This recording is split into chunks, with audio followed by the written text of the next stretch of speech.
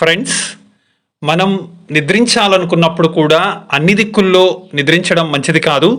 కేవలం 3 దిక్కులు మాత్రమే మంచిది.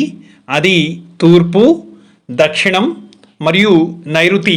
ఈ 3 దిక్కులు మాత్రమే మనకు మంచి ఫలితాలను అందిస్తాయి.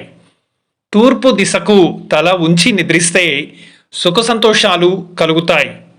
దక్షిణ దిశకు తల ఉంచి నిద్రిస్తే కీర్తి, విద్య, శాంతి, సౌఖ్యం కలుగుతాయి. నైరుతి మూలకు తల ఉంచి నిద్రిస్తే మంచి అభివృద్ధి జరుగుతుంది. నిద్రించాలనుకున్నప్పుడు తూర్పు, దక్షిణ, నైరుతి ఈ 3 దిశల్లో మాత్రమే నిద్రించండి. కొన్ని దిశలు మంచిది కాదు.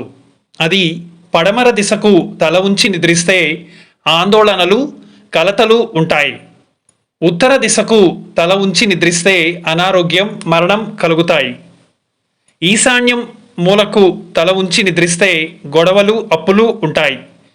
ఆగ్నేయం మూలకు తల ఉంచి నిద్రిస్తే రుణబాధలు పెరుగుతాయి.